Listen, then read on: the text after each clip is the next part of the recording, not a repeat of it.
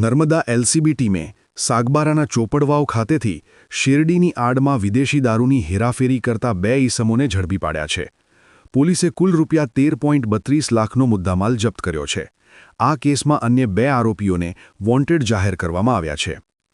નવા વર્ષની ઉજવણીને ધ્યાનમાં રાખીને વિદેશી દારૂની માંગ વધતા બૂટલેગરો સક્રિય બન્યા હતા.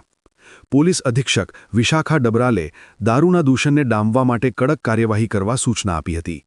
આ સૂચનાના પગલે એલસીબી ટીમના માણસો ડેડિયાપાડા અને સાગબારા આંતરરાજ્ય બોર્ડર વિસ્તારમાં પેટ્રોલિંગ કરી રહ્યા હતા. પેટ્રોલિંગ દરમિયાન પોલીસ કોન્સ્ટેબલ કેયુરસિંહ ધીરુભાઈને ખાનગી બાતમી મળી હતી કે મહારાષ્ટ્ર તરફથી એક પિકઅપ ગાડીમાં શેરડીની આડમાં ખાસ ચોરખાનામાં ભારતીય બનાવટનો વિદેશી દારૂ લાવવામાં આવી રહ્યો છે. પોલીસે તાત્કાલિક કાર્યવાહી કરીને વાહન રોક્યું હતું.